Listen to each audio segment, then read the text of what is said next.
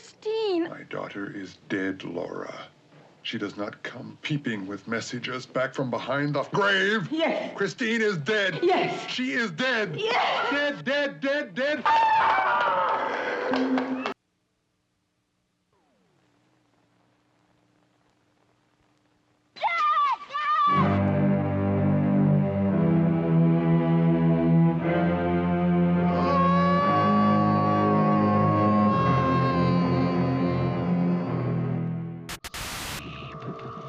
Sleep. Sleep. From deep space.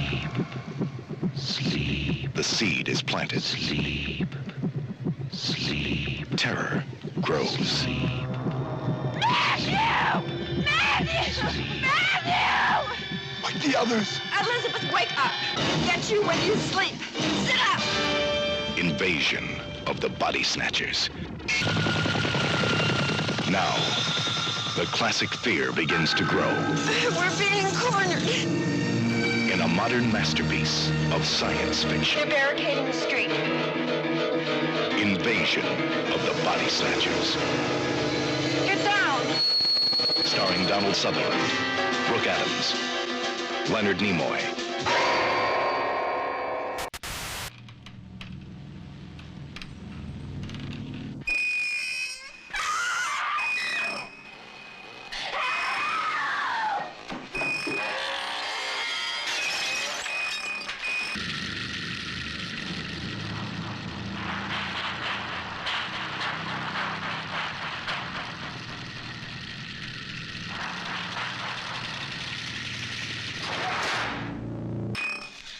Sally, I hear something. Stop.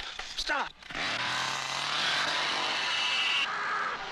This is the movie Rex Reed called the most horrifying motion picture I have ever seen. The Texas Chainsaw Massacre from New Line Cinema.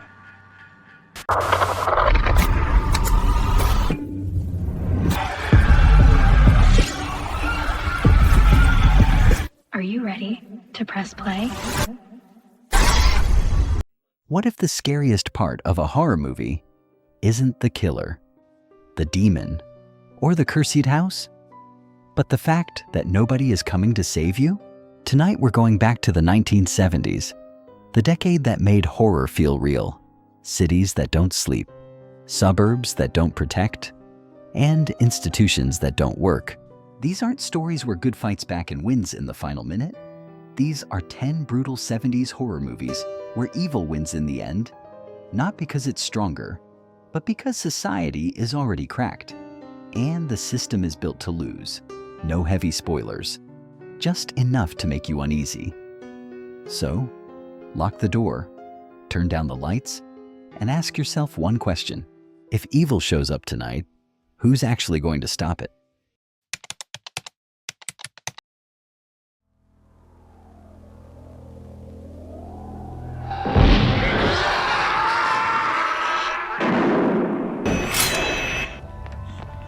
Whatever it is.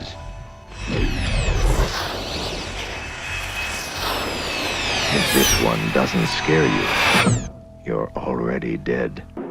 Phantasm. Phantasm. Is it a nightmare?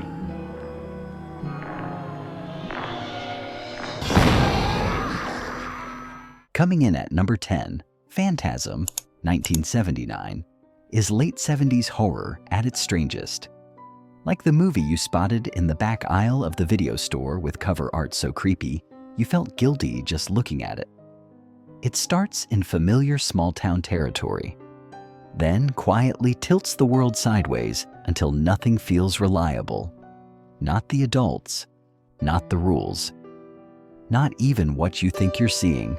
What makes it memorable is that dreamy, uncanny atmosphere. Plus, the practical effects that still feel handmade and tactile in the best way. The reason this one sticks is how it turns everyday spaces into something wrong. Like reality itself has a drafty door that never quite shuts. This is the kind of movie a lot of us found on late-night cable or a worn VHS with a rental sticker that looked like it had survived 100 sleepovers. You hit play for the weirdness, then realize you're watching through your fingers because the imagery gets under your skin without needing to explain itself. Light spoiler ahead. The ending leaves you with that bleak, trapped feeling, less like a neat wrap-up and more like the film grinning as it reminds you the world doesn't owe you closure. Why it still matters now is that Phantasm helped prove horror could be surreal and emotional without losing its bite. You can feel its influence on later dream logic nightmares. And it holds up because it's not just scary, it's destabilizing. Next up, we trade cosmic dread for something more grounded. The kind of evil that doesn't feel far away at all. At number 9, Black Christmas, 1974, is the kind of wintry 70s shocker that feels like it was designed to ruin a perfectly normal December night. The one where you're flipping channels, half in the mood for something cozy. And then this movie leans in and whispers, "Bad choice." It drops you into a sorority house that should feel loud and safe. But the air turns sour fast, and the setting does a lot of the work. Creaky floors, half-lit hallways, and that constant sense that the walls are listening. What makes it unforgettable is the nasty little realism in the fear. The unsettling phone calls, the claustrophobic camera work, and how the tension keeps tightening even when the characters do the right things. And the detail people always miss is how helpless the whole situation feels. Like the people who are supposed to help are either too late, too distracted, or just plain not equipped for what's happening. This is one of those movies you can picture catching at a midnight screening or during a holiday horror marathon. Bundled up on the couch while the house is quiet, and the old landline in the kitchen suddenly feels like a threat.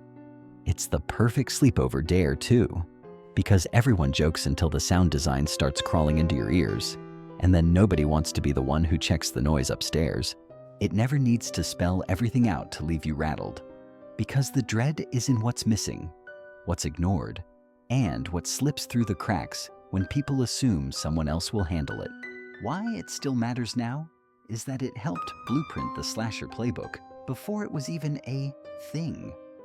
And you can still feel its influence every time a movie uses isolation, voices, and silence like weapons. Next up, we're leaving the cold behind and stepping into a different kind of nightmare. One where the world outside your front door feels just as rotten as whatever's inside.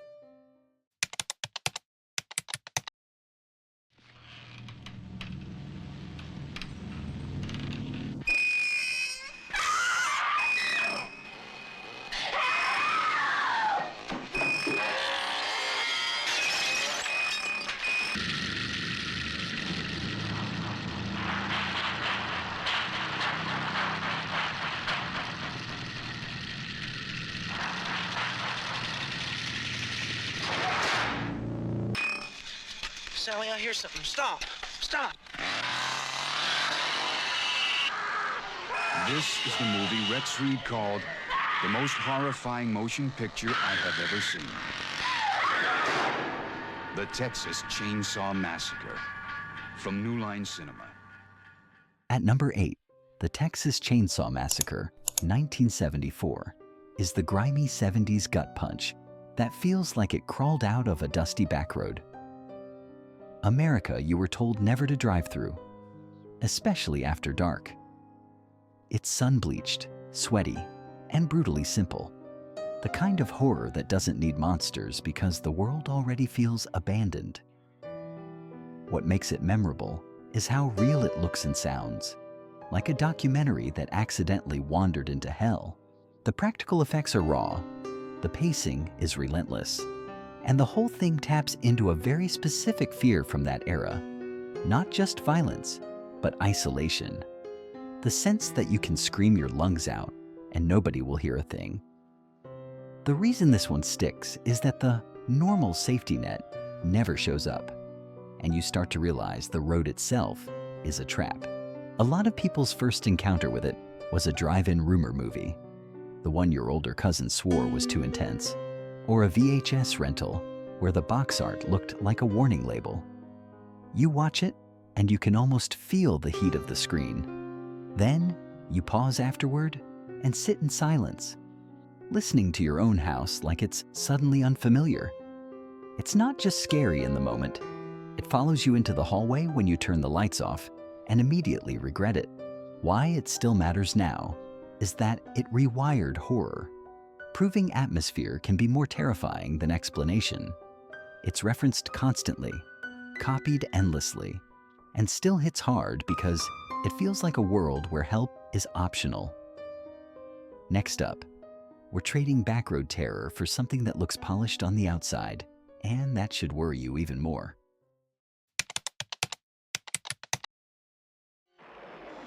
A very modern suspense story from the author of Rosemary's Baby. The Stepford Wives, about what men can do behind closed doors. Charmaine changed. Bobby changed. And my time is coming. Columbia Pictures and Palomar Pictures present Catherine Ross and Paula Prentice in The Stepford Wives. Oh, no. A very modern suspense story from the author of Rosemary's Baby, rated PG. I'm getting the hell out of Stepford. Bobby, it's gotten to you now. I just want to look like a woman. And you're not going to leave Stepford either, are you? Leave Stepford? Charmaine changed.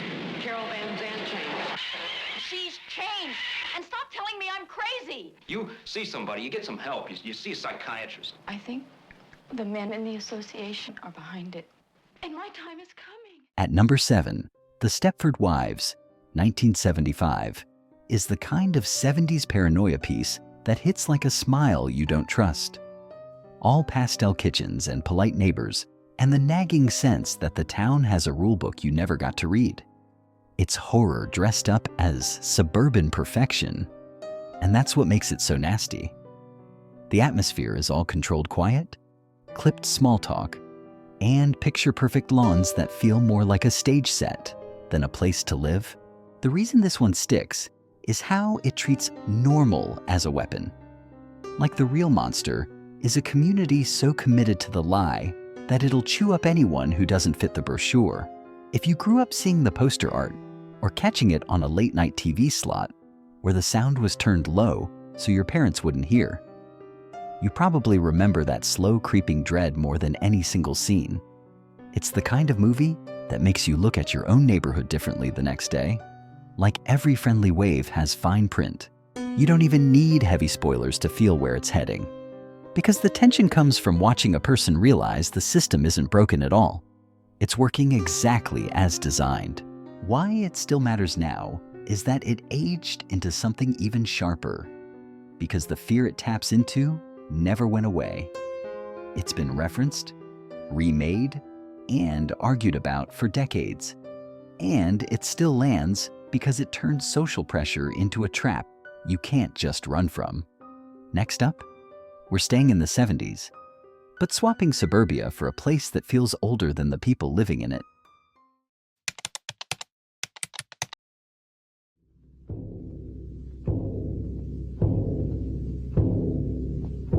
I am here to investigate the disappearance of a young girl.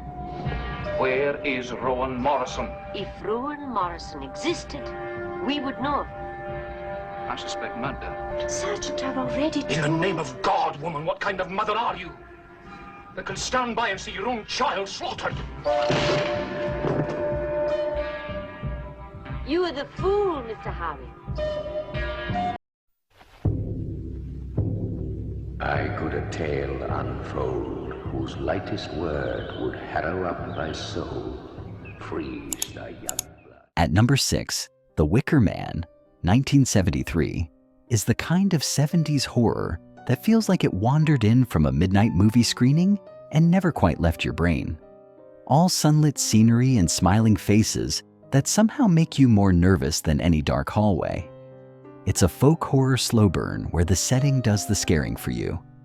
Windswept cliffs, old songs, strange rituals, and a community that's just a little too comfortable with your confusion. What makes it unforgettable is the tone. It's not trying to jump out at you. It's trying to calmly convince you that you're the weird one for asking questions. And the reason this one sticks is how it turns society into the monster. Not a single killer, not a single curse, but a whole town moving together like a machine, if you ever discovered it the classic way, on a scratchy late-night broadcast or a battered rental tape with someone else's rewind job still in it. You know that specific feelings of leaning closer to the screen, thinking you're watching a mystery, then realizing you're watching a trap being built in real time. It's the kind of movie you'd recommend at a sleepover with a straight face. Then spend the rest of the night pretending you're not bothered by how cheerful it all is. The ending energy is pure bleak satisfaction, because it doesn't just say evil wins. It says evil wins when the crowd agrees it should. Why it still matters now is that it basically wrote the blueprint for modern folk horror. And you can see its DNA in anything where a tight-knit community smiles too much. It holds up because it's unsettling in daylight. And that's a special talent. Next up, we're leaving the old world eeriness behind and stepping into a more modern kind of nightmare. The kind that spreads quietly through everyday life.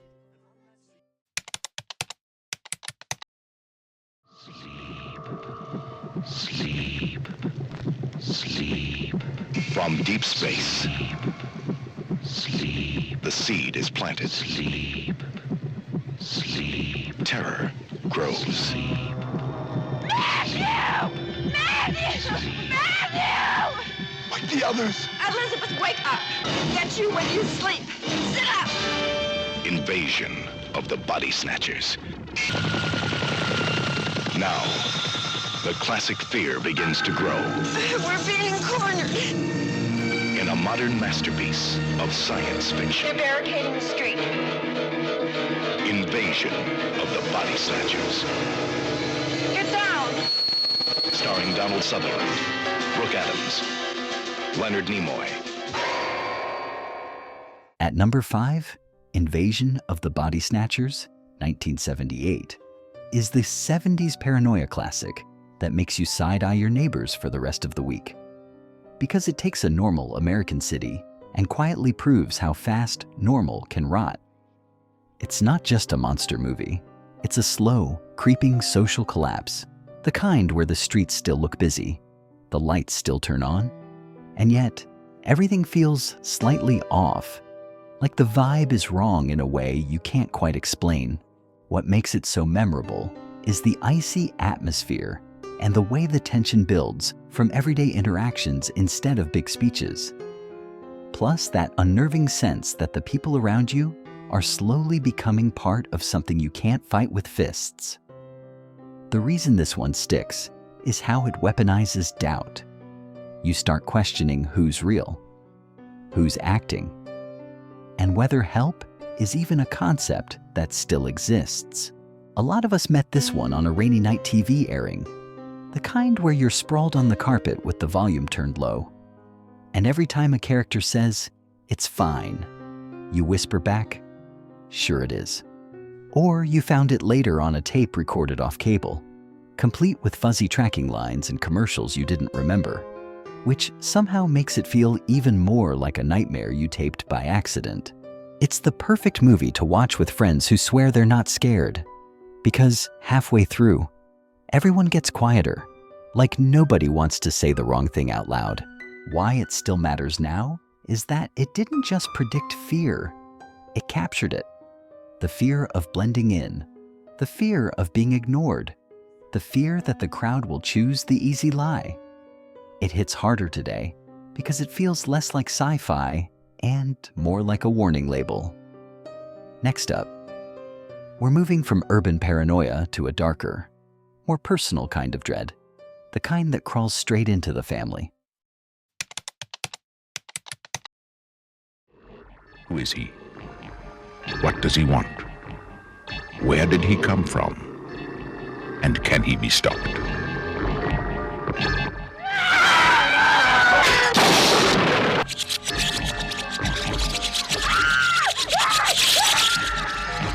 Was it an accident? Was it murder? Was it a coincidence? Or was it an omen? If this is the truth. At number 4, The Omen, 1976, is that mid-70s slow burn dread that feels like it's playing in the background of a wood-paneled living room while your parents pretend it's just a movie. And you pretend you're not terrified of the hallway. It's polished, upscale, almost elegant horror, which is exactly why it gets under your skin. What makes it memorable is how calmly it lets the unease spread through wealthy rooms and official spaces. Like evil doesn't need to kick the door in when it can simply be invited. The atmosphere is all cold certainty, ominous signs, and a sense that every grown-up institution, every expert, every authority figure is either powerless or a step behind. And the reason this one sticks is that it treats protection as a myth, because money, status, and connections do not matter when the universe has already picked a side. A lot of people first experienced The Omen through a late-night cable airing or a VHS rental with that classic. Ominous poster art staring at you from the shelf like a dare. You put it on thinking it'll be a classy scare. Then you realize it's the kind that makes you sit up straight. Because the tension isn't loud. It's inevitable. The shared memory moment is finishing it, turning the TV off, and suddenly feeling very aware of how quiet your house is. Like silence itself is listening back. Why it still matters now is that it helped define modern Antichrist horror. And you still see its fingerprints anytime a movie makes fate feel like a trap instead of a mystery. It holds up because it's not about one bad night. It's about the terrifying idea that the systems we trust might not even be on our side. Next up, we're trading polished dread for something more intimate and haunting. The kind that follows you home and refuses to let you heal.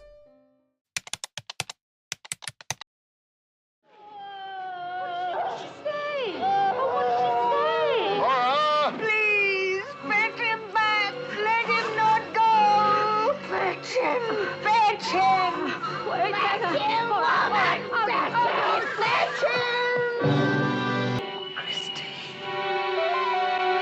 John, do you hear what I say? It was Christine. My daughter is dead, Laura. She does not come peeping with messages back from behind the grave. Yes. Christine is dead. Yes. She is dead. Yes. Dead, dead, dead, dead.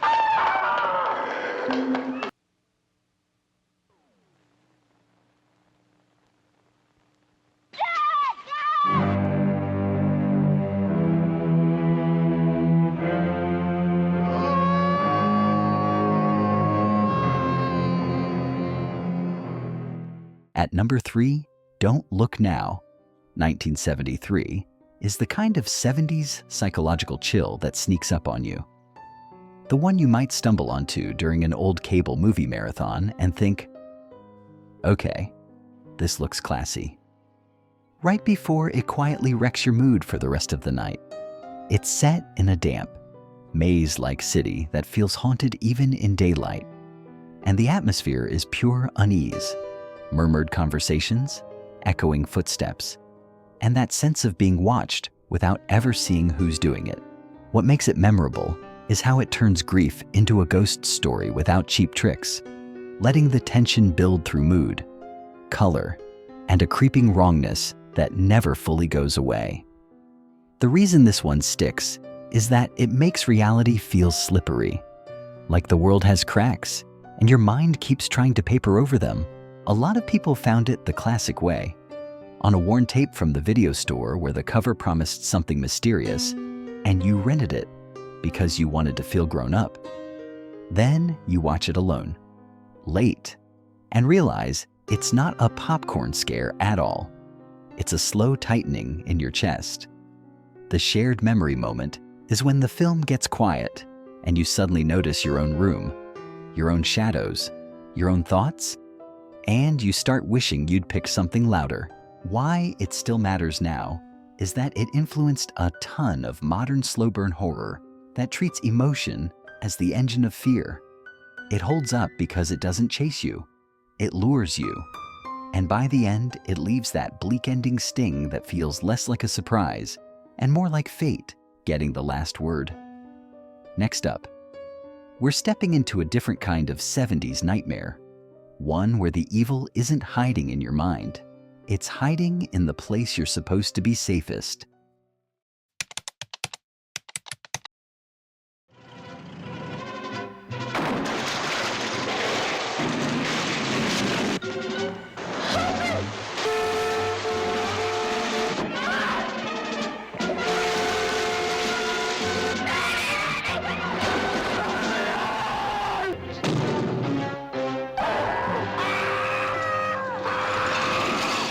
They thought it was the answer to their dreams, but it was the beginning of a nightmare. In this old house, up this staircase, behind this locked door, something lives. Something strange, something powerful, something evil. Stay away from the door! It will possess this woman. It will destroy this man. It will terrify this child. And no one can stop it. Burnt Offerings. At number 2, Burnt Offerings, 1976, is the 70s vacation from hell movie that makes you distrust rental houses forever, especially the ones with charming antiques and a price that feels too good to be true. It's got that slow, simmering dread where the setting does most of the damage. A big, beautiful old home that seems to breathe when nobody's looking. What makes it memorable is the creeping, domestic kind of horror. The way stress, fatigue, and family tension get turned up like a dial. And the practical effects land with that old school, in-camera eeriness that feels oddly personal. The reason this one sticks is how it makes you feel trapped by politeness and paperwork. Like once you agree to the deal owns you, and no amount of common sense is going to negotiate you out. This is the kind of movie you can picture seeing as the second feature at a drive-in. Half the screen washed out, snack bar lights glowing in the distance, and still feeling your stomach sink when the house starts winning without ever raising its voice. Or you caught it on a late-night broadcast and thought, it's just a haunted house movie. Then realized it's more like a slow takeover, the kind that makes you glance around your own living room afterward like the furniture is judging you. It builds to that bleak ending vibe where you don't feel like someone lost a battle. You feel like the battle was never fair. Why it still matters now is that it helps shape the modern evil house blueprint, where the threat is not just in the walls, it's in the bargain. The routine, the fatigue, and the way nobody outside the family even knows what's happening. It holds up because it's quiet, mean, and weirdly believable in the way it shows evil creeping in like a lifestyle change. Next up, we're hitting number 1, and this one feels like the ultimate 70s reminder that when evil shows up, the world might not even notice.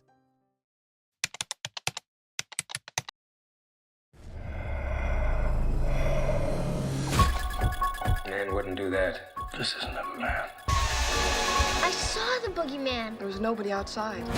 What was living behind that boy's eyes was purely and simply evil.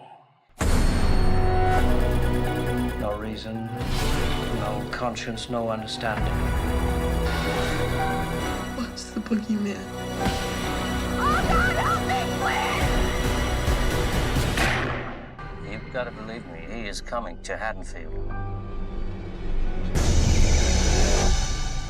You must be ready for him. At number 1, Halloween, 1978, is the 70s masterclass in quiet town dread. The one that turns a normal American street into a place you don't trust.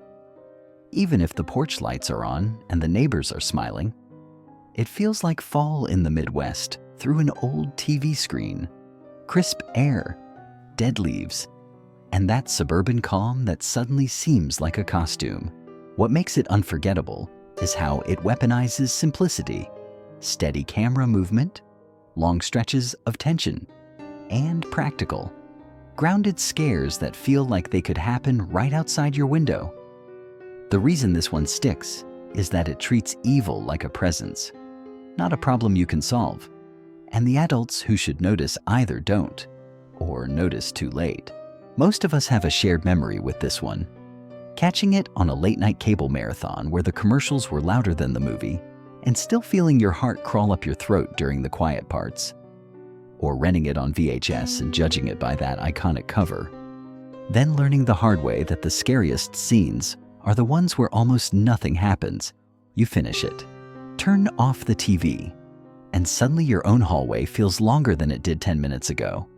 Like the darkness has extra space in it. Without getting spoilery, the ending leaves you with that bleak, lingering message that evil doesn't need a victory speech. It just needs to still be out there. Why it still matters now is that it basically rewired modern horror and set the blueprint for decades of slashers.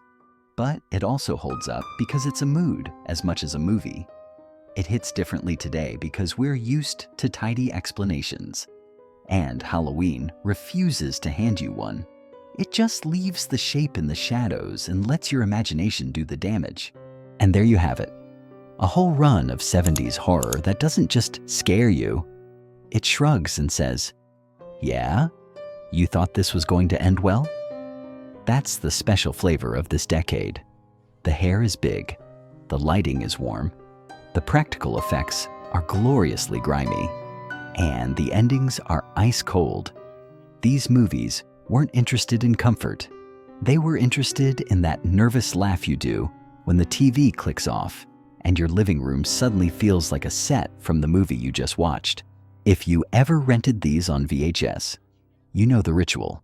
Rewind, slide it back in the box, stare at the cover art one more time like it might bite you, and then walk to the bedroom a little faster than you want to admit.